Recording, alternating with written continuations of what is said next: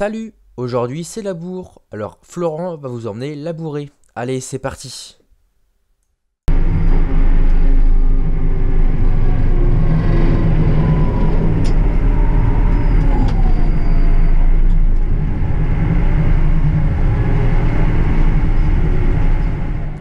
Ça y est, on est rendu au champ, on est prêt à labourer.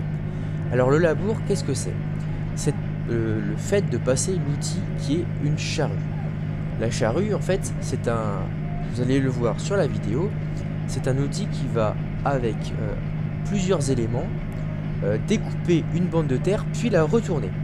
Qu'est-ce que ça va permettre? Ça va permettre tout simplement de désherber mécaniquement notre champ. Au lieu de devoir passer des produits phytosanitaires, des désherbants, on va labourer une fois avant de semer notre culture.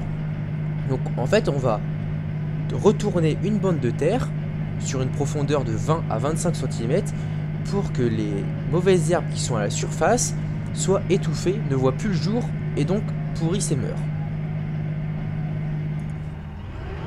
Voilà, vous avez une charrue en face de vous. Alors pour faire simple, on va parler de deux éléments. En gros, vous avez l'élément en rouge qui s'appelle la rasette, qui elle va servir à découper la bande de terre. Et puis ensuite vous avez le versoir qui est au bout, donc là il est enterré, qui est au bout de cet élément marron doré qui va lui retourner la bande de terre. Donc le labour va permettre également de travailler le sol. On va préparer notre lit de semences. Le lit de semences, c'est la terre fine qu'on va avoir besoin pour que lorsqu'on va semer une nouvelle culture, cette culture puisse germer. Donc il ne faut pas qu'il y ait trop de mottes, il faut que le lit de semences soit relativement fin.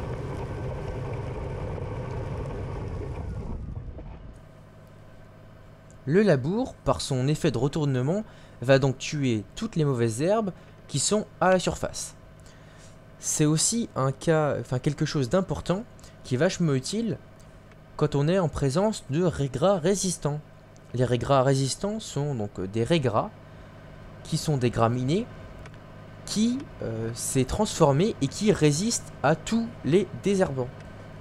Alors c'est problématique parce que quand il y a des mauvaises herbes, la mauvaise herbe va concurrencer la culture.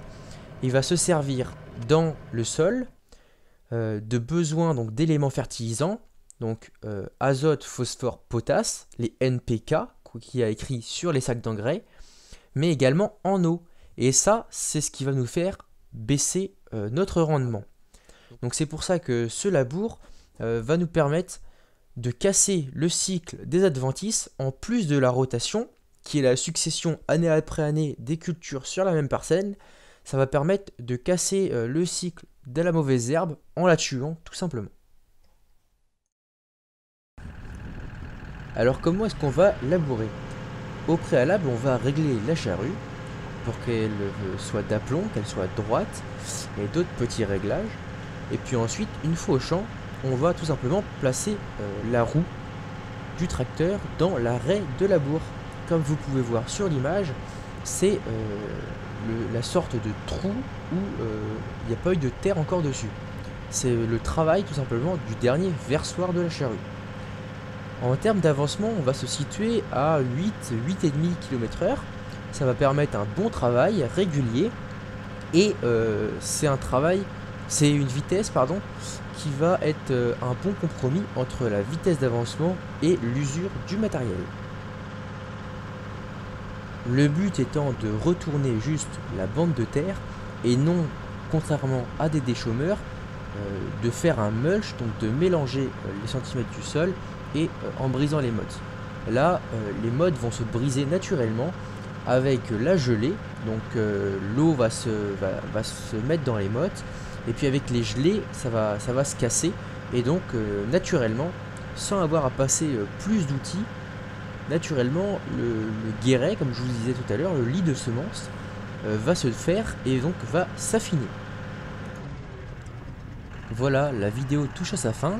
Donc avant de la finir complètement, je vais vous mettre quelques autres images avec un fond sonore du labour.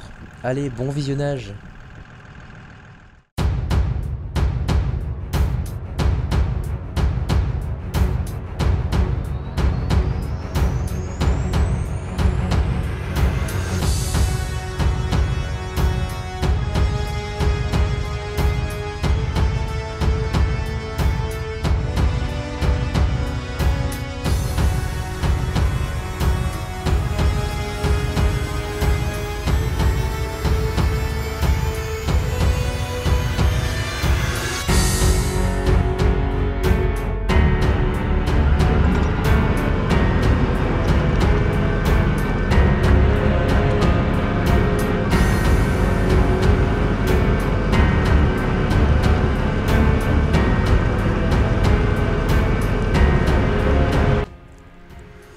Voilà, la vidéo est terminée.